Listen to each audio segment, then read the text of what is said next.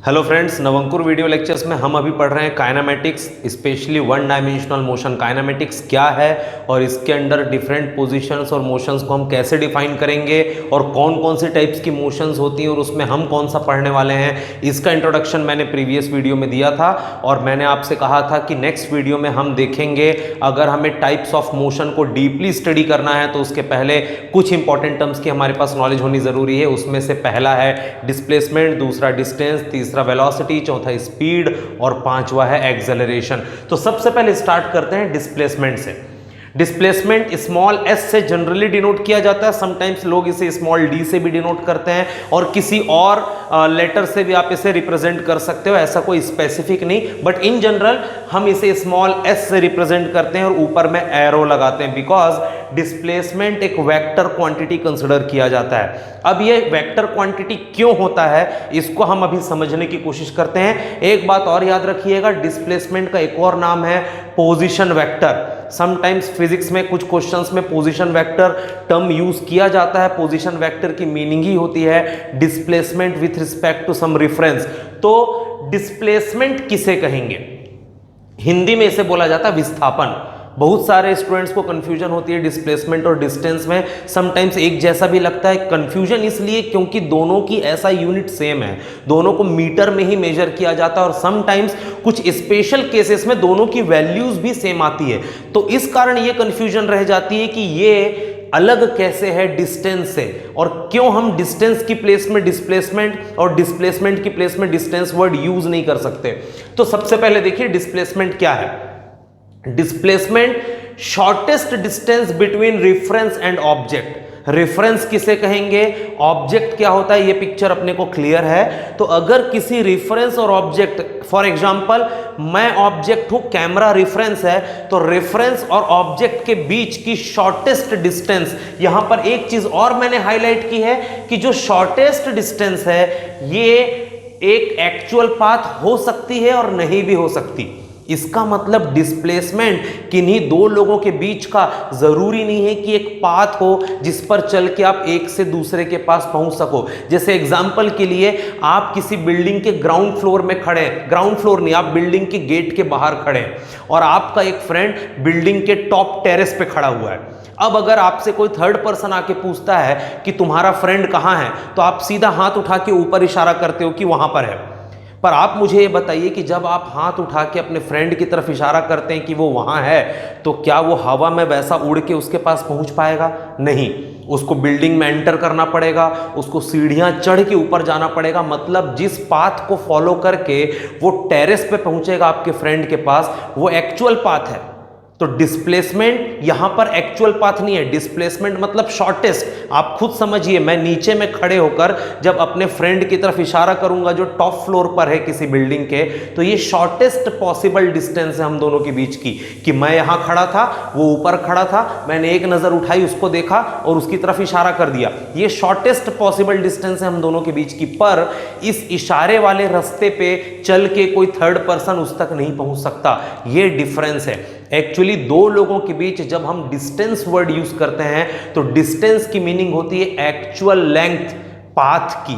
दो लोगों के बीच एक दूसरे तक आने जाने के लिए जो भी रास्ता है, उस रास्ते की वास्तविक लंबाई, मतलब actual length of path between two objects और reference and object is known as distance. तो यहां ध्यान दीजिए, डिस्टेंस इसे कैपिटल डी से डिनोट करते हैं और ये होता है रास्ते की वास्तविक लंबाई, मतलब actual length of path between reference and object. और डिस्प्लेसमेंट जिसे स्मॉल एस ऊपर एरो के थ्रू रिप्रेजेंट किया जाता है, ये जरूरी नहीं है कि एक्चुअल पाथ हो भी सकता है और नहीं भी। जैसे एग्जांपल, मैं यहां पर खड़ा हूं, आप मुझसे पूछेंगे कैमरा कहां है, मैं बोलूंगा फ्रंट में है, और अगर मुझसे कैमरे तक जाना है तो आप सीधा चल के जा सकते हैं। तो इट मींस यहां पर शॉर्टेस्ट गैप मैंने जो इंडिकेट किया वो गैप रास्ता भी है। तो समटाइम्स शॉर्टेस्ट डिस्टेंस एक्चुअल में पाथ भी होती है और इस केस में डिस्टेंस और डिस्प्लेसमेंट दोनों सेम होते हैं। पर मैक्सिमम केसेस में शॉर्टेस्ट डिस्टेंस एक्चुअल पाथ नहीं होती।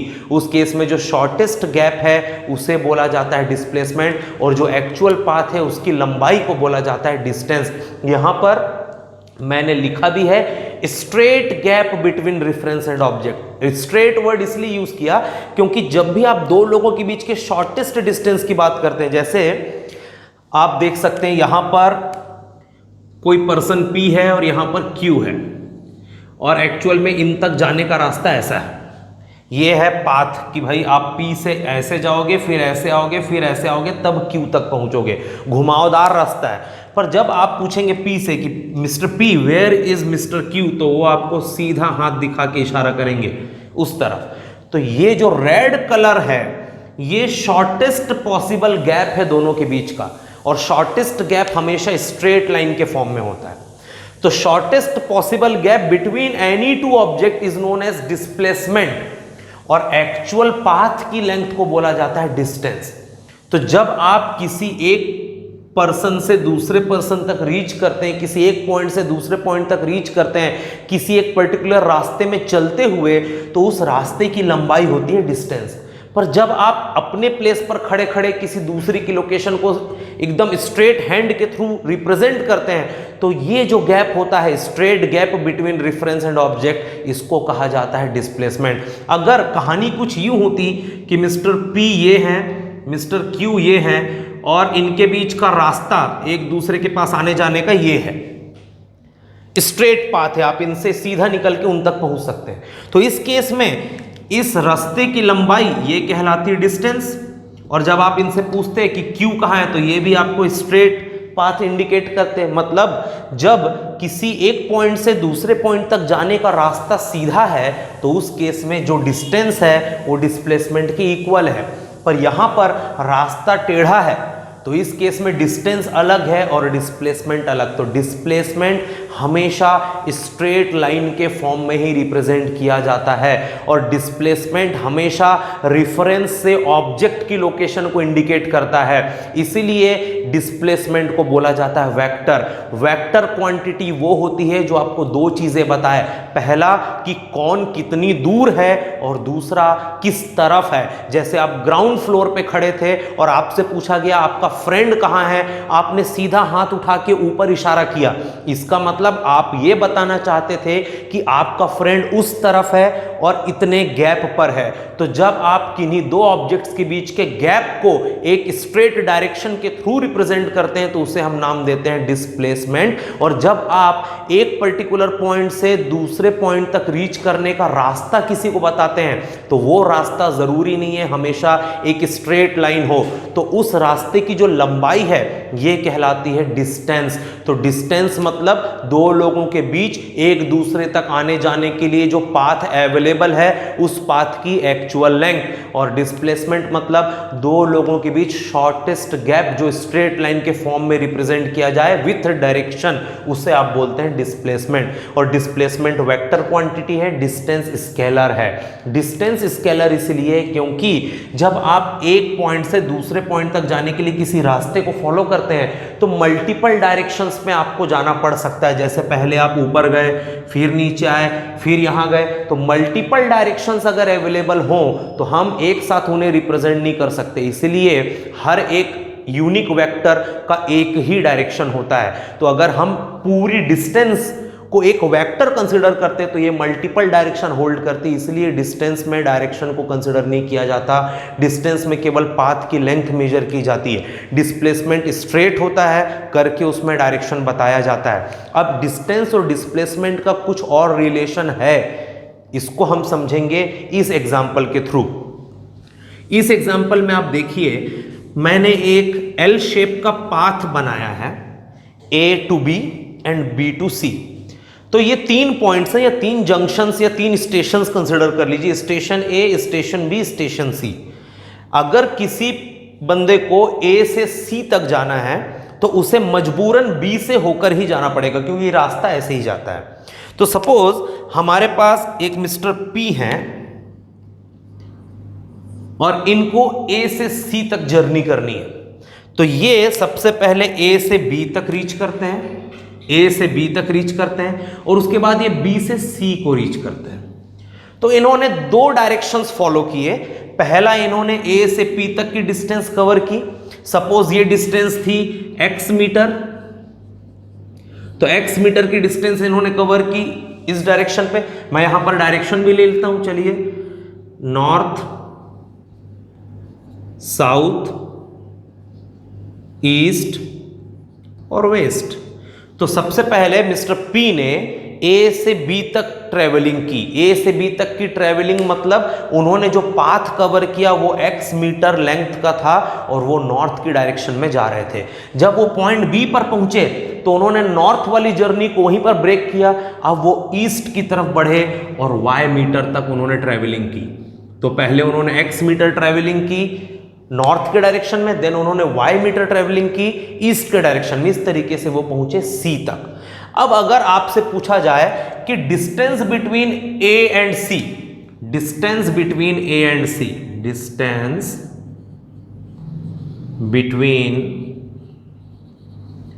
A एंड C, A और C के बीच की अगर डिस्टेंस पूछी जाए तो हम इसे लिखेंगे D, distance AC is equals to length of path.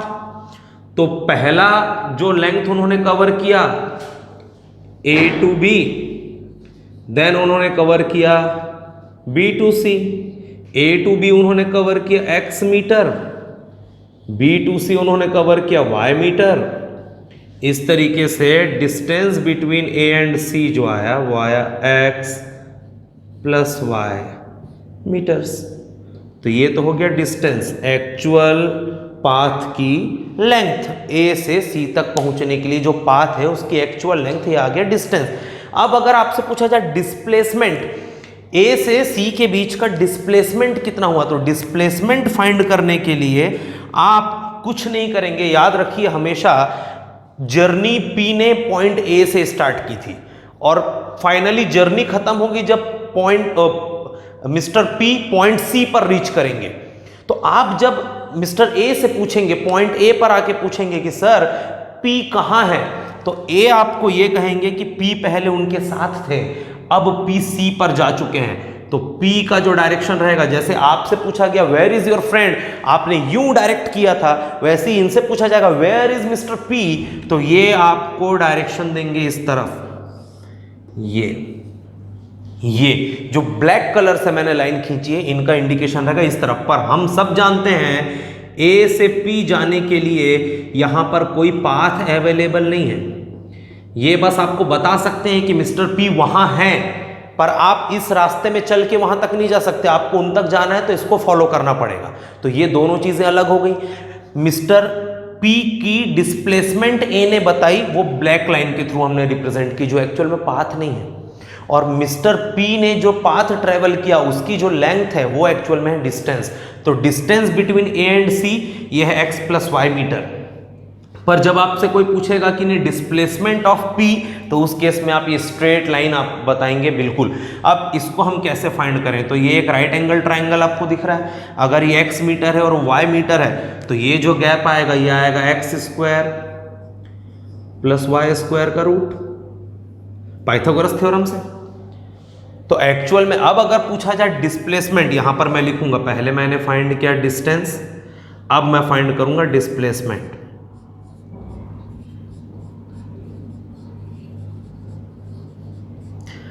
Displacement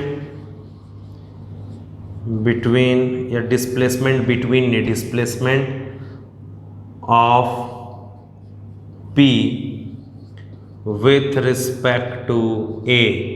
point A के रेफरेंस में P का डिस्प्लेसमेंट कितना होगा। फाइनली पॉइंट P यहां पर रीच कर चुके हैं, तो क्या होगा उसका डिस्प्लेसमेंट अपन देखते हैं। तो डिस्प्लेसमेंट S AC, डिस्टेंस था DAC, डिस्प्लेसमेंट है SAC, ये आएगा x square plus y square का रूट इन मीटर्स, और साथ में लिखना पड़ेगा डायरेक्शन। तो जो डायरेक्शन आएगा, डिस्प्लेसमेंट में डायरेक्शन मेंशन करना जरूरी है, तो जो डायरेक्शन आएगा वो डायरेक्शन आएगा, आप खुद देखिए नॉर्थ से ईस्ट के बीच में है, तो डायरेक्शन आएगा नॉर्थ ईस्ट डायरेक्शन। तो distance just x plus y, displacement x square plus y square का रूट, और डायरेक्शन अलोंग है नॉर्थ ईस्ट। ये है difference between displacement and distance of same particle और सेम ऑब्जेक्ट। तो ये डिफरेंस आपको समझना जरूरी है। मिस्टर पी ने जर्नी स्टार्ट की, वाया बी वो सी तक पहुंचे, तो उन्होंने जो पाथ ट्रेवल किया उसकी लेंथ ये है डिस्टेंस। पर जब वो सी पर पहुंच गए तब आपने मिस्टर ए से क्वेरी की कि पी कहां है, तो उन्होंने स्ट्रेट लाइन के थ्रू रिप्रेजेंट किया पी वहां है। तो आपको यह समझना चाहिए कि मिस्टर ए ने पी की लोकेशन बताई है एक पर्टिकुलर डायरेक्शन में, उस तरफ इतने मीटर अवे, पर ये एक्चुअल में रास्ता नहीं है, वहां तक जाने का रास्ता ये है। तो एक्चुअल में जो रास्ते की लंबाई वो डिस्टेंस, और आपने शॉर्टकट या शॉर्टेस्ट या स्ट्रेट वे में जो आपने रिप्रेजेंट किया दो लोगों के बीच का गैप, ये कहलाता है डिस्प्लेसमेंट। तो ये है डिस्टेंस एंड डिस्प्लेसमेंट। अब एक चीज और अगर हम ध्यान से देखें कि सर मिस्टर पी ए से सी तक पहुंचे, उनका फाइनल डिस्प्लेसमेंट आया यू ब्लैक कलर से, ब्लैक डॉट लाइन, और उन्होंने जो पाथ ट्रेवल किया था पाथ ये था, और ये एक स्ट्रेट लाइन नहीं थी। आप अच्छे से देखिए, मिस्टर पी ने जिस पाथ पे सी तक रीच किया है चलकर, वो पाथ एक स्ट्रेट लाइन नहीं बल्कि एक एल शेप का पाथ है। तो ये जो एल शेप का पाथ है ये दो स्ट्रेट लाइन से मिलकर बना है, ऐसा मैं कंसिडर कर सकता हूं? बिल्कुल कर सकता हूं, क्योंकि आप सभी को दिख रहा है कि ये जो एल शेप का पाथ है दो स्ट्रेट लाइन से मिलकर बना। पहली स्ट्रेट लाइन है ए बी और दूसरी स्ट्रेट लाइन है बी सी। तो इसका मतलब मैं ये बोल सकता हूं कि सर ये जो पाथ है ये दो स्ट्रेट लाइन से मिलकर बना है, और हर एक स्ट्रेट लाइन एक डिस्प्लेसमेंट होती है। तो यहां पर ए बी एक डिस्प्लेसमेंट होना चाहिए और बी सी भी एक डिस्प्लेसमेंट होना चाहिए। ए बी मतलब ए और ए के रिस्पेक्ट में बी का डिस्प्लेसमेंट, और बी सी मतलब बी के रिस्पेक्ट में सी का डिस्प्लेसमेंट। तो ये दोनों अलग अलग डिस्प्लेसमेंट्स हैं। हमें जो डिस्प्लेसमेंट चाहिए वो चाहिए पी का, और वो है ए और सी के बीच का। तो वो तो हमने ऑलरेडी निकाल लिया। तो हमने अपना एक्चुअल डिस्प्लेसमेंट पहले निकाल लिया ए और सी के बीच जो है। पर मैं आपको ये पॉइंट पर अट्रैक्ट करना चाहता हूं कि हमारा एक्चुअल डिस्प्लेसमेंट तो ब्लैक लाइन है, पर जिस पाथ पे मिस्टर पी चल के सी तक रीच किए वो पाथ दो स्ट्रेट लाइन से मिलकर बना है। और अगर वो दो स्ट्रेट लाइन से मिलकर बना तो हर एक स्ट्रेट लाइन को मैं एक वेक्टर मान सकता हूं, मतलब एक शॉर्ट डिस्प्लेसमेंट। तो मैं बोल सकता हूं कि यहां दो डिस्प्लेसमेंट्स हैं।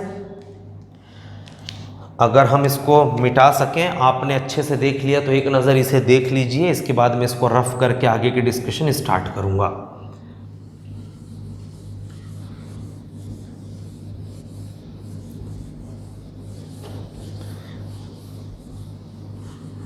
यस, तो displacement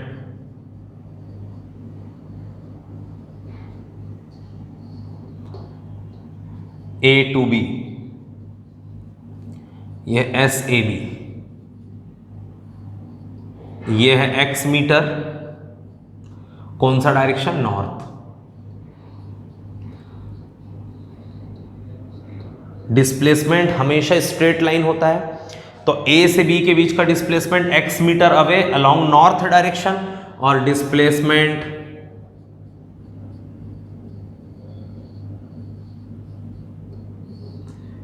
B to C,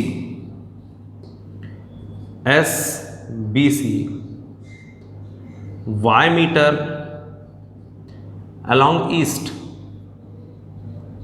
along east. तो ये दो डिस्प्लेसमेंट्स निकले हैं। अब ध्यान से देखिए, एस ए बी ये पहला डिस्प्लेसमेंट हमारा हो गया, एस ए बी, ये दूसरा डिस्प्लेसमेंट हमारा हो गया एस बी सी। ये दोनों displacements back to back connected vectors हैं। पहला वेक्टर ए से बी को अप्रोच कर रहा है, दूसरा वेक्टर बी से सी को अप्रोच कर रहा है। ये दोनों back to back connected vector है, और back to back connected vector में रिजल्टेंट वेक्टर हमेशा फर्स्ट वेक्टर के स्टार्टिंग से दूसरे वेक्टर के एंडिंग पे जाता है। इट मींस मैं बोल सकता हूं कि इट इज क्लियर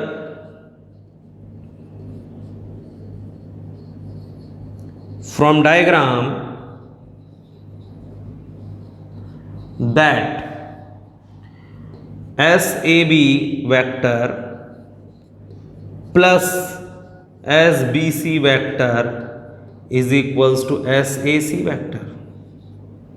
इसका मतलब जो दो स्ट्रेट लाइन से मिलकर पाथ बना था, मिस्टर पी ने जिस पाथ पे ट्रेवलिंग की वो पाथ जिन दो स्ट्रेट लाइन से मिलकर बना था, उन दो स्ट्रेट लाइंस को मैंने individual back to back connected vectors consider किया और ये दो vector back to back connected है और अगर मेरे को इन दोनों को ऐड करना है तो according to triangle law of vector addition first vector के स्टार्टिंग पॉइंट से दूसरे वेक्टर के एंडिंग पॉइंट की तरफ जाने वाला एरो इन दोनों का वेक्टर सम होता है और लकीली वो एरो हम पहले ही फाइंड कर चुके हैं जो ए से सी के बीच का डिस्प्लेसमेंट है। It means displacement between A and B plus displacement between B and C is equals to displacement between A and C अगर एडिशन वेक्टर अलजेब्रा के लॉस के थ्रू किया जाए तो इस तरीके से ये इंपॉर्टेंट की है। ये की आपको क्या बताती है इसको ध्यान से सुनिए, मैं आपको ओरली एक्सप्लेन करूंगा।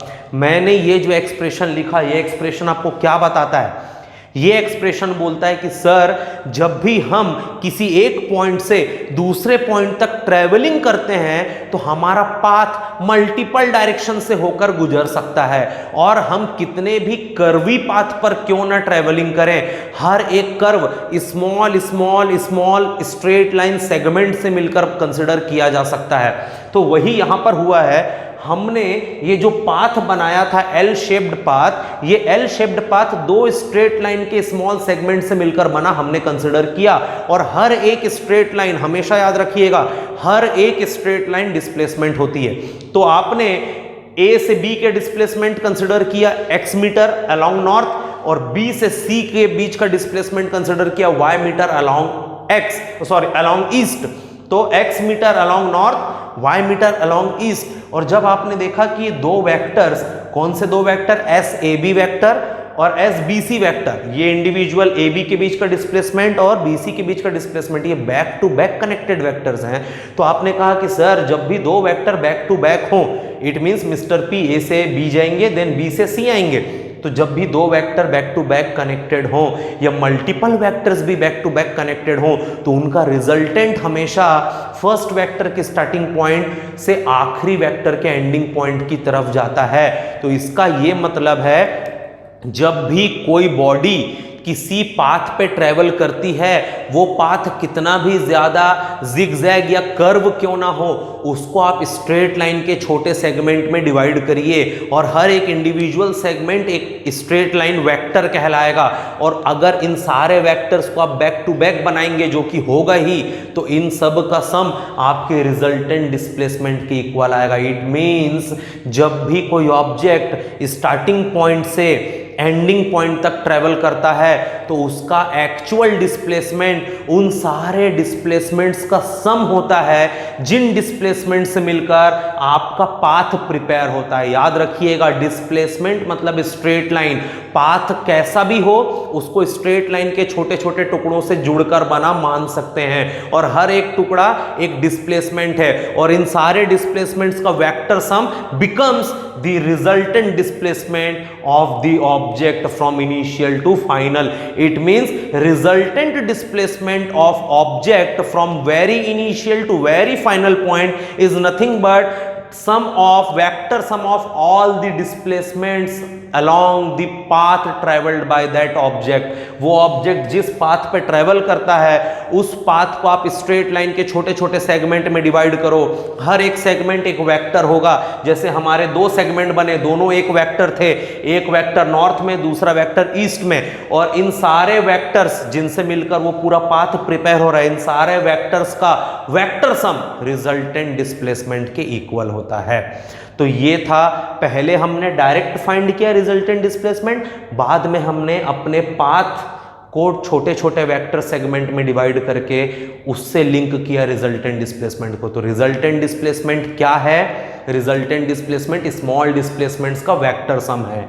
अब ये स्मॉल डिस्प्लेसमेंट्स क्या हैं? तो जिस पाथ में आप चल रहे हैं उस पाथ को स्ट्रेट लाइन के सेगमेंट में कट करिए, हर एक सेगमेंट एक स्मॉल डिस्प्लेसमेंट होगा और उन सारे स्मॉल डिस्प्लेसमेंट्स का वेक्टर सम आपका रिजल्टेंट डिस्प्लेसमेंट आएगा। अब अगला क्वेश्चन, फिर सर डिस्टेंस को कैसे रिलेट करेंगे? तो ध्यान से देखिए, डिस्टेंस बिटवीन ए एंड सी, हम इसको पहले भी फाइंड कर चुके हैं थोड़ी देर पहले। डिस्टेंस बिटवीन ए एंड सी ये कितना आया था, तो डिस्टेंस बिटवीन ए एंड सी आया था x प्लस वाई मीटर। अब अगर आप देखेंगे तो आपको समझ आएगा x क्या है, तो x और कुछ नहीं, आपके डिस्प्लेसमेंट एस ए बी का मैग्नीट्यूड है, और y क्या है, y और कुछ नहीं, आपके डिस्प्लेसमेंट एस बी सी का मैग्नीट्यूड है। तो एक्चुअल में मैं बोल सकता हूं जो डिस्टेंस है बिटवीन ए एंड सी, ये डिस्टेंस डिस्प्लेसमेंट ए बी और डिस्प्लेसमेंट बी सी के मैग्नीट्यूड्स का सम है। तो आपने देखा मैंने डिस्प्लेसमेंट और डिस्टेंस दोनों को एक ही लॉजिक से रिलेट किया। क्या लॉजिक, जब भी हम किसी पर्टिकुलर पॉइंट से चलते हुए एक पाथ को फॉलो करके किसी दूसरे पॉइंट पर पहुंचते हैं, तो हमने जो पाथ फॉलो किया है उस पाथ को आप छोटे छोटे सेगमेंट्स में कट करें, और हर एक सेगमेंट को आप एक इंडिविजुअल वेक्टर मतलब एक डिस्प्लेसमेंट मान सकते हो। उन सारे डिस्प्लेसमेंट्स का वेक्टर सम नेट डिस्प्लेसमेंट होता है बिटवीन इनिशियल एंड फाइनल, और उन सारे डिस्प्लेसमेंट्स के मैग्नीट्यूड का सम, याद रखिए वेक्टर सम मतलब दोनों के मैग्नीट्यूड डायरेक्शन के साथ एडिशन होगा, और मैग्नीट्यूड का सम मतलब केवल इनके मैग्नीट्यूड्स का सम होगा। तो जब भी आप किसी एक पर्टिकुलर पाथ को फॉलो करके इनिशियल पॉइंट से फाइनल पॉइंट को रीच करते हो, तो उस पाथ को आप मल्टीपल स्ट्रेट लाइन सेगमेंट्स में डिवाइड कर सकते हो। हर एक सेगमेंट एक वेक्टर, एक इंडिविजुअल वेक्टर टाइप बिहेव करेगा। उन सारे वेक्टर्स का वेक्टर सम रिजल्टेंट डिस्प्लेसमेंट के इक्वल होता है, और उन सारे स्मॉल वेक्टर्स के मैग्नीट्यूड्स का डायरेक्ट सम एक्चुअल डिस्टेंस के इक्वल होता है। तो distance between any two point, ये सर उन दो पॉइंट के बीच जो पाथ है उस पाथ को स्मॉल स्मॉल बहुत सारे सेगमेंट में बांटिए, हर एक सेगमेंट एक छोटा वेक्टर कहलाएगा। उन सारे छोटे वेक्टर्स के मैग्नीट्यूड का सम, उनके केवल परिमाणों का योग, ये कहलाएगा डिस्टेंस, और उन सारे छोटे छोटे सेगमेंट्स का वेक्टर सम, ये कहलाएगा एक्चुअल डिस्प्लेसमेंट। तो ये था डिस्प्लेसमेंट और डिस्टेंस और दोनों का आपसी रिलेशन, और किसी पाथ को हम स्मॉल सेगमेंट में वेक्टर के फॉर्म में डिवाइड करके उसके थ्रू डिस्प्लेसमेंट और डिस्टेंस को कैसे समझ सकते हैं, इस पर मैंने डीलिंग की है यहाँ पर। इसके बाद अगले टॉपिक पे हम बढ़ेंगे, वो है वेलोसिटी एंड स्पीड। अगर आप डिस्प्लेसमेंट और डिस्टेंस समझ चुके हो तब आप आगे बढ़ोगे वेलोसिटी एंड स्पीड पे। पर याद रखिए काइनेमैटिक्स में अभी तक जितने भी टॉपिक मैंने आपसे डिस्कस किए, उन टॉपिक्स में कहीं पर भी मैंने टाइम को इन्वॉल्व नहीं किया। अब टाइम क्यों इन्वॉल्व नहीं हुआ? अभी तक हमने एक ही चीज को इन्वॉल्व किया, वो है रेफरेंस। हमने जितने भी मोशंस, जितनी भी पोजीशंस को डिस्क्राइब किया, एक्सप्लेन किया, वो केवल रेफरेंस पॉइंट के बेस पे किया, टाइम को मैंने कहीं पर इन्वॉल्व नहीं किया। अब टाइम आएगा, अब आगे के जो टॉपिक है वेलोसिटी, स्पीड और एक्सेलरेशन, उनमें टाइम आएगा। और टाइम जब एंट्री करेगा और वेलोसिटी, स्पीड और एक्सेलरेशन को हम पढ़ेंगे, उसके पहले मैं चाहता हूं एक वर्ड से आप फेमिलियर हो जाएं, वो वर्ड है रेट, या हिंदी में से बोलते हैं दर। रेट ऑफ अ क्वांटिटी और rate of change of a quantity, किसी राशि में परिवर्तन की दर या किसी राशि की दर। क्योंकि जब आप आगे बढ़ेंगे, जब आप वेलोसिटी पढ़ेंगे, स्पीड पढ़ेंगे, एक्सेलरेशन पढ़ेंगे, तो उनकी डेफिनेशन में रेट वर्ड आएगा।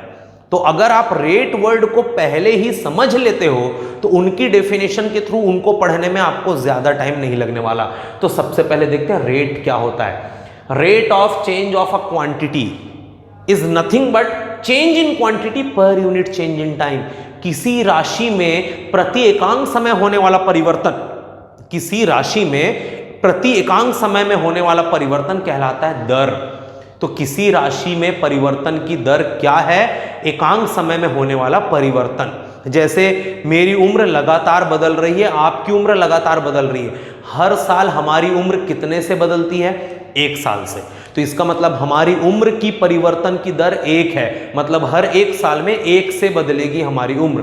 तो ये है rate of change of quantity. अब इसको डीप में समझते हैं। लेट टाइम की वैल्यू t1 सेकेंड थी, तब कोई क्वांटिटी q1 यूनिट थी।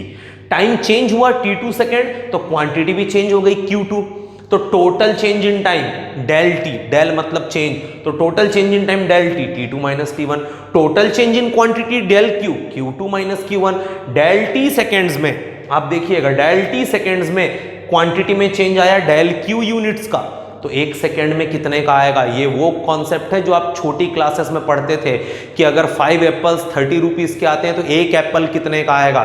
तो जब मल्टीपल देकर सिंगल के लिए पूछे तो डिवीजन करते हैं, उस क्वांटिटी को इस तरफ ले आते हैं। तो डेल टी सेकेंड में डेल क्यू यूनिट का चेंज आ रहा है, तो एक सेकेंड में कितनी यूनिट का चेंज आएगा, del Q by del T unit. तो रेट की डेफिनेशन पर आइए, रेट की डेफिनेशन क्या है, total change in quantity per unit change in time. Per मतलब होता है divided by, unit change in time मतलब एक सेकेंड डिवाइडेड बाय एक सेकेंड, और पर के पहले चेंज इन क्वांटिटी, तो एक सेकेंड में क्वांटिटी कितने से चेंज हुई, del Q by del T से, तो change in quantity per unit time, तो change in quantity per unit time, change in quantity del Q by del T, per मतलब डिवाइड बाय यूनिट टाइम मतलब एक second, तो total change in quantity del Q by del T per मतलब divide by कितना time, एक second. तो इस तरीके से आप सॉल्व करेंगे इसे, तो रेट इक्वल टू आएगा del Q by del T unit per second. तो हमेशा याद रखिए rate of change of quantity क्या है, तो rate of change of quantity मतलब total change in quantity upon total change in time. अगर फंक्शन के फॉर्म में गिवन है, फॉर फंक्शंस, अगर ये फंक्शन के फॉर्म में गिवन है तो फॉर फंक्शंस जो डेल होता है वो कन्वर्ट होता है डी में, डिफरेंशिएशन में। मैंने ये मैथमेटिकल टूल में यूज किया है, डेल मतलब चेंज, डिफरेंशिएशन मतलब वेरी स्मॉल चेंज। तो for functions rate of change of quantity हो जाएगा D Q by D T. It means अगर क्वांटिटी की वैल्यू डिस्क्रीट नहीं है, डिस्क्रीट मतलब इनिशियल फाइनल ऐसी नहीं है, क्वांटिटी एक फंक्शन के फॉर्म में गिवन है। मैं एग्जांपल लेता हूं, suppose a quantity is changing as q is equals to 3t minus 2, तो यहां पर क्वांटिटी को टाइम के फंक्शन के फॉर्म में रिप्रेजेंट किया जा रहा है। तो जब भी क्वांटिटी कोई भी xyz फिजिकल क्वांटिटी एक फंक्शन के फॉर्म में गिवन हो, तो हम रेट निकालने के लिए उस क्वांटिटी को टाइम के रिस्पेक्ट में डिफरेंशिएट करते हैं। पर जब कोई क्वांटिटी डिस्क्रीट फॉर्म में गिवन हो तो हम total change in quantity find करते हैं, total change in time find करते हैं, दोनों का रेशियो निकालते हैं। इस तरीके से निकलता है रेट। तो rate of change of quantity is net change in quantity upon total change in time, और डिफरेंशिएशन और first derivative of that quantity with respect to time, ये होता है रेट। तो जब भी हम किसी क्वांटिटी को टाइम के टर्म्स में डिफरेंशिएट करें तो ये कहलाएगा रेट ऑफ दैट क्वांटिटी, या जब भी हम total change in quantity upon total change in time करें तो ये भी कहलाएगा rate of change of quantity. तो अगर आप रेट समझ चुके हैं तो आप आगे के टॉपिक्स में वेलोसिटी, स्पीड और एक्सेलरेशन को समझने के लिए बहुत तैयार हैं। इसे हम देखेंगे हमारे नेक्स्ट वीडियोस में। आपको अगर हमारे वीडियोस पसंद आते हैं तो प्लीज अपने कॉन्टेक्ट्स में ज्यादा से ज्यादा शेयर करें, बेल आइकॉन को प्रेस करें, सब्सक्राइब करें हमारे चैनल को, और प्लीज लाइक करें और कमेंट करें। अगर आप कुछ और सजेशंस देना चाहते हैं या किसी और टॉपिक की आप डिमांड कर सकते हैं तो थैंक यू।